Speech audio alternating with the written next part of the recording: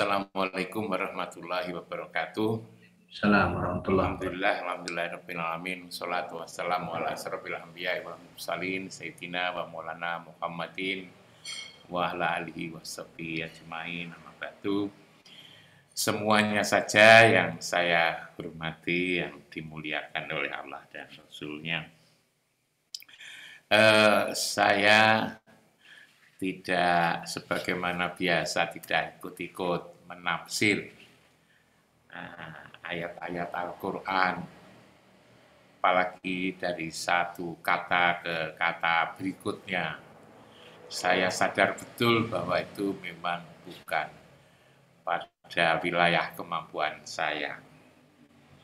Tapi barangkali pengertian tadabbur ini saya maknai bagaimana kita mendapatkan hikmah seperti yang kita katakan di Mas Husna ini tadi dari ayat-ayat itu. Lalu kemudian begini, kalau saya memahami agama ini. Agama ini menurut hemat saya lebih bersifat individual sebetulnya. Karena itu masing-masing orang memiliki pengalaman-pengalaman yang khas, yang berbeda, yang unik, yang tidak sama dengan yang lain. Lalu juga agama ini lebih bersifat ruhaniyah. Agama itu lebih menyentuh hal-hal yang sifatnya ruhani.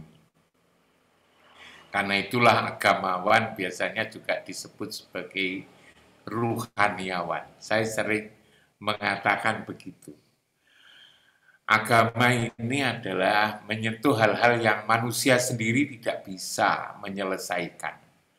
Tapi hal-hal yang manusia sendiri bisa menyelesaikannya, maka lalu antum a'lamu bi umuri dunyakum.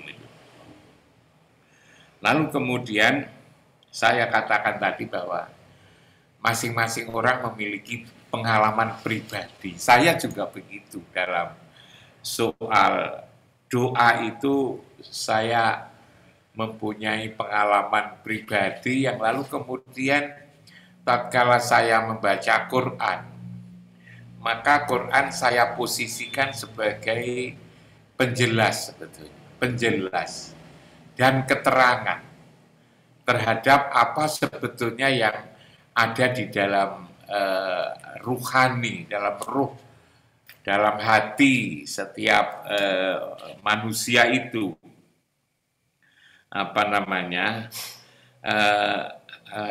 Jadi kalau agama itu lalu kemudian ya bicara tentang apa yang ada di dalam hati yang disebut dengan mukmin gitu kan, yang disebut dengan Rasul, lalu kemudian juga Allah. Hubungan mukmin, Rasul dan Allah itulah sebetulnya yang diterangkan di dalam kitab suci Al-Quran ini. Lalu kemudian terkait dengan doa, tadi saya katakan bahwa masing-masing orang punya pengalaman keberagamaan, termasuk juga saya. Karena itu ketika tadi saya mendengar bahwa bagaimana sih memaknai kita ini dekat dengan Tuhan, lalu kemudian Pak Mas Dr. Fatkur Rahman tadi mengatakan Allah tidak bertempat. Memang iya, saya juga meyakini ya, Allah itu tidak berbentuk ya, tidak berupa, tidak bertempat, tidak beralamat. Lalu juga walam yakullahu kufuwan ahad.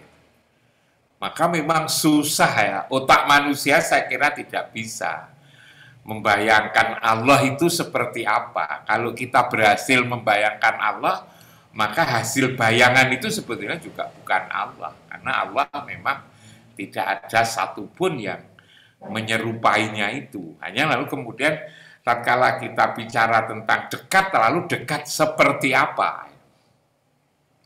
Saya biasanya itu memahami Ya, kalau Allah itu tidak mungkin ditangkap ya oleh kemampuan kita, kemampuan saya lah dalam hal ini, saya mencari siapa yang dengan Allah, siapa yang bersama Allah, siapa yang serta Allah.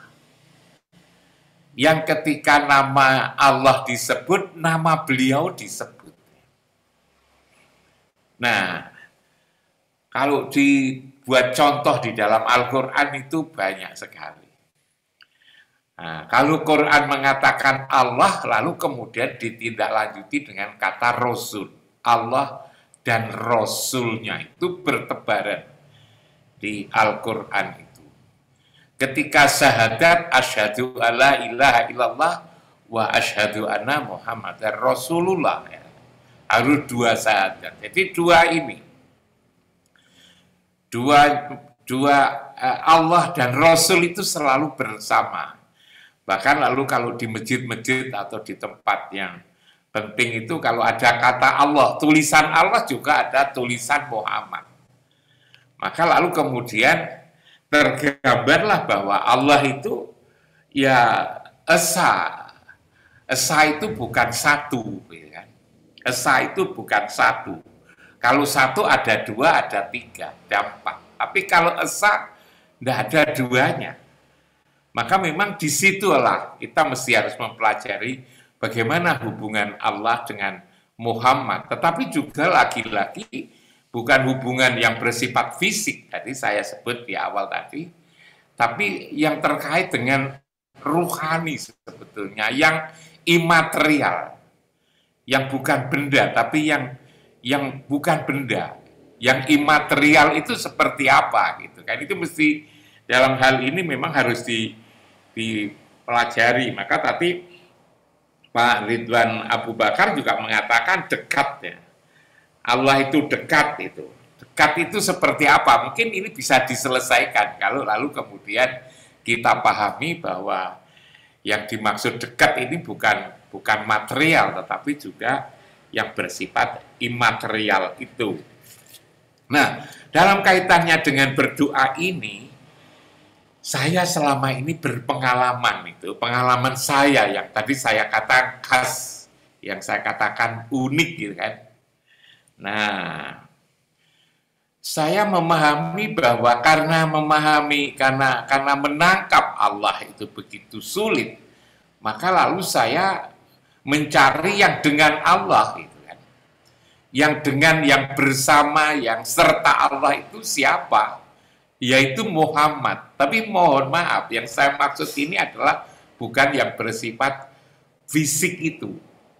Maka saya mengikut apa yang disebut dengan konsep wasilah. Barangkali di sini ada perbedaan, tetapi kan kata Mas Husna ini, kita ini kan tidak mengapa berada pada posisi yang berbeda.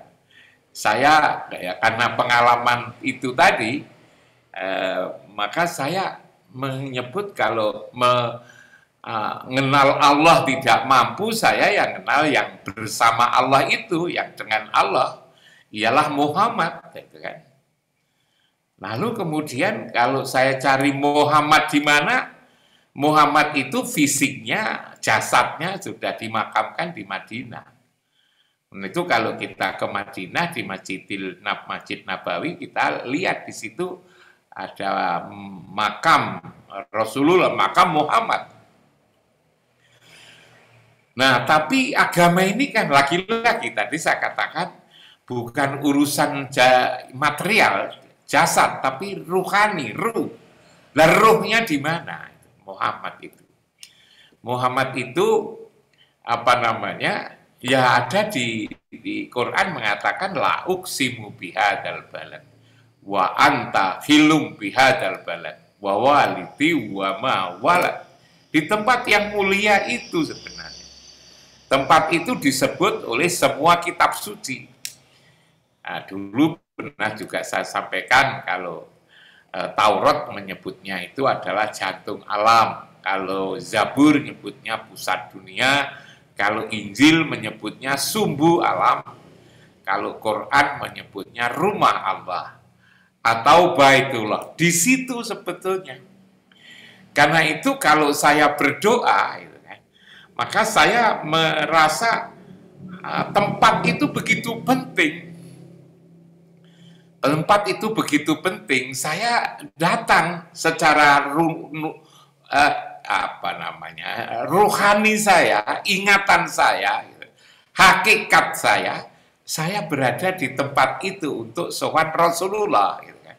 Bukan fisik, tapi ingatan saya datang ke tempat itu, memohon di tempat itu.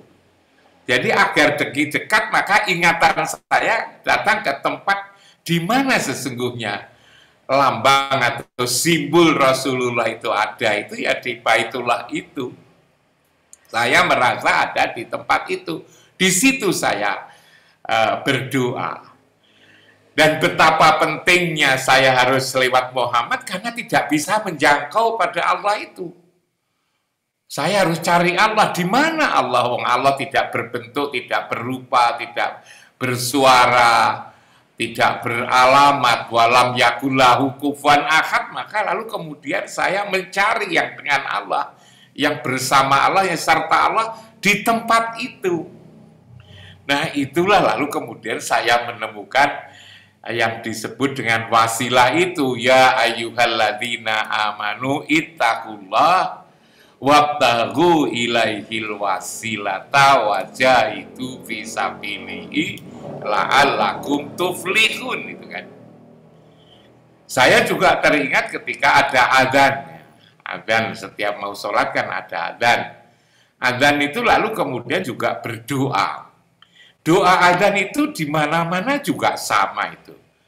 Allahumma robba hadhihi da'wati tammah wa sholatil qaimah ati Muhammadanil wasilah. Katakan Muhammad sebagai wasilah. Hanya memang pandangan saya seperti ini, banyak juga kira orang yang tidak setuju. Saya biasanya kalau dengar ceramah-ceramah itu jangan. Kepada Allah itu harus langsung. Ya bagaimana bisa langsung? Wong Allah tidak bisa dikenali kok. Kalau saya mencari Mas Husna ini tidak bisa, saya mencari yang dengan Mas Husna ini, yang selalu serta Mas Husna ini bersama. Yang dengan Mas Husna siapa? Ya Bu Husna ini. Itu kalau saya membuat perumpamaan agar mudah. Di mana ya alamatnya? Di mana saya doa? Ya saya berdoa di di Baitullah itu yang berada di Masjidil Haram. Baitullah yang ditandai oleh bangunan Ka'bah oleh Ibrahim, gitu kan. Yang disebut Ka'bah karena Ibrahim berasal dari suku Ka'ab. Jadi saya dalam berdoa ini mementingkan tempat berdoa dan juga lewat apa. Tempatnya ada di Baitullah secara hakikat. Lalu kemudian lewat siapa? Ya lewat Rasulullah. Lalu bukankah Rasulullah sudah wafat? Rasul tidak pernah wafat.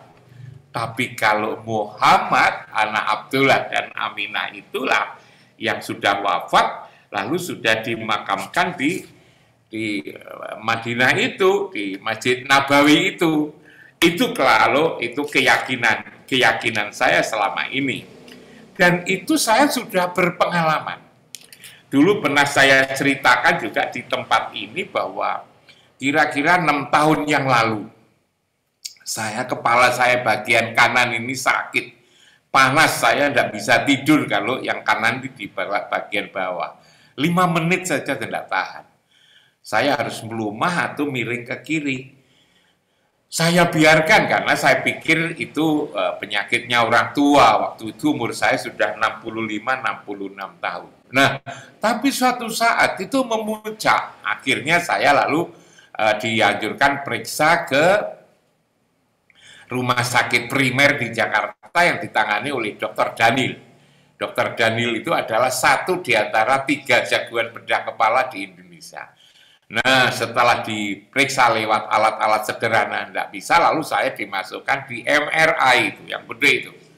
Ternyata ketemu bahwa di kanan saya itu, kepala bagian kanan saya itu tumbuh daging. Besarnya sudah ketahuan, posisinya sudah ketahuan, karena itulah lalu kemudian Dokter Daniel nganjurkan ya membuat solusi harus dioperasi, dibedah. Nah, tentu saya mikir ketika itu ada beberapa pertanyaan, akhirnya saya simpulkan, udahlah saya nyerah aja. Ketika saya bilang nyerah, saya diajak oleh teman si Dokter Daniel yang kebetulan yang orang dimaksud saya udah kenal. Lalu kemudian saya diantarkan oleh Dokter Daniel itu ke mana itu? Diantarkan oleh Dokter Daniel itu ke mohon maaf ini.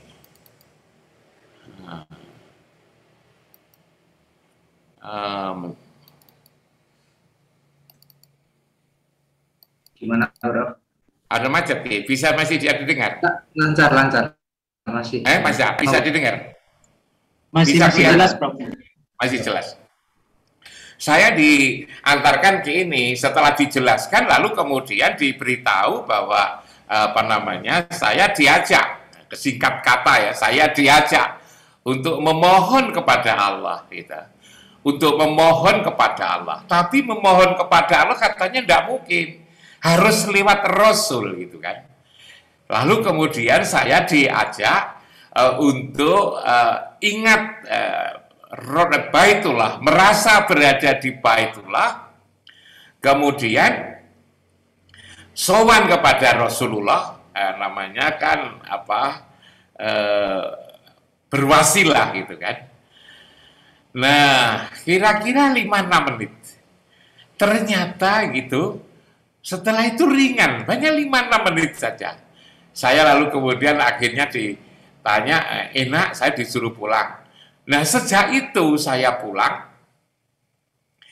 itu ringan. Saya sudah bisa tidur yang sebelah kanan, di belakang, di bawah, kiri, itu lumah, sudah biasa. Bahkan setelah beberapa bulan diperiksa lagi, itu hilang. Penyakitnya hilang. Sampai sekarang itu sudah hilang. Tidak pernah operasi. Lewat apa? Saya memohon kepada Rasulullah, memohon kepada Allah lewat wasilah Rasulullah. Saya waktu itu tanya, kenapa kita tidak langsung kepada Allah? Dijawab dengan mudah, Allah tidak ngurus sampean, Prof. Imam itu. Kita mesti datang kepada utusan-utusan Allah. Urusan-urusan seperti ini sudah diserahkan kepada utusannya, dia bilang. Hanya memang ini memerlukan perenungan yang lebih mendalam karena kita sudah terbiasa bahwa kalau memohon gitu harus langsung kepada Rasul gitu kan. Mohon langsung kepada Allah, bukan lewat Rasul. Saya juga punya pengalaman lagi selain itu ketika saya di Jepang. Ketika di Jepang itu diumumkan bahwa besok akan terjadi badai Taifun. Maka lalu penghuni hotel, lalu kemudian juga penduduk di Tokyo waktu itu dikasih pengumuman bahwa besok akan ada badai Taifun. Saya lalu kemudian lagi-lagi diajak untuk memohon kepada Allah lewat Rasul. Memohon kepada Allah lewat Rasul. Katanya yang mengatur angin gitu ya. Subhanallah. Ternyata besok itu jernih, langit itu tidak ada apa-apa. Dan beberapa pengalaman lain gitu kan. Karena itulah saya juga ada pondok kiai sepuh di Malang gitu kan. Lalu kemudian dia yakin bahwa pekerjaan-pekerjaan saya itu sukses selama ini. Lalu kemudian minta doa kepada saya itu kan. Saya juga ajari cara berdoa, jangan langsung kepada Allah, wasilah. Sebab kita tidak tahu Allah itu memang ada, tapi lalu kemudian di mana, lalu kemudian berada di mana, bentuknya seperti apa, walam yakullahu kufuwan. Coba kita datang kepada yang dengan Allah, yang bersama Allah, yang serta Allah. Itulah wasilah itu kan. Dan Quran juga mengatakan ittaqullah ya ayyuhalladzina amanu ittaqullah ittaqu wabtagu ilaihil wasilata wajahidu fisabilihi la'allakum tuflihun. Lah di sini ada perbedaan, tapi saya katakan silakan itu berbeda gitu kan. Tetapi memang setiap orang mempunyai pengalaman-pengalaman keberagamaan yang berbeda. Kita tidak usah berbantah, bahkan berbantah dalam agama itu juga tidak boleh. Wala tanaza'u fatafsalu wa tadhabarikukum wasbiru innallaha ma'asyabirin gitu kan. Jadi kalau saya berdoa itu ada tempat berdoa, ada cara berdoa. Dan itulah kalau Quran adalah keterangan sebetulnya, keterangan yang menjelaskan bagaimana sesungguhnya mukmin ini berhubungan dengan Rasulullah, lalu Rasulullah dengan Allah, yang ini perlu ada pemahaman bersama gitu kan. Seringkali Rasulullah itu hanya dianggap manusia biasa ya, kata pembantu ya, pembantu. Padahal kalau saya nilai bukan seperti itu. Di Quran dikatakan kul in kuntum tuhibbunallah fattabi'uni yuhibbukumullah fayaghfir lakum dzunubakum wallahu ghafurur rahim. Juga dikatakan mayyuti'ir rasul faqad atau Allah. Apa? Innal ladzina yubayyi'unaka innama yubayyi'unallah. Bahkan lebih tegas lagi, saya selalu baca berulang-ulang surat An-Nisa ayat 150 151 itu. Yang dikatakan manakala kita membeda-bedakan antara Allah dan Rasul-Nya, iman kepada sebagian, ingkar kepada sebagian, yang itu semua untuk mengambil jalan tengah, lalu dikatakan ulaika humul kafirunal haqqo. Saya makin jelas bahwa memang cara berdoa dan tempat berdoa itu lalu menjadi sangat penting. Saya kira itu Mas Husna, ini pengalaman keberagamaan saya yang saya awali bahwa agama beragama itu lebih bersifat individual, lalu kemudian lebih bersifat ruhani yang masing-masing orang berbeda-beda, yang tentu lalu kemudian itu semua juga diterangkan ya. Saya menangkap Quran itu adalah keterangan, Quran itu adalah penjelasan, maka harus dicari yang diterangkan itu apa, yang dijelaskan itu apa. Yang dijelaskan itu ya, yang pokok itu diantaranya adalah bagaimana itu mukmin, Rasul, Muhammad, dan Allah, dan berbagai hal yang terkait dengan itu. Itu yang bisa saya sampaikan, kurang lebih mohon maaf. Assalamualaikum warahmatullahi wabarakatuh.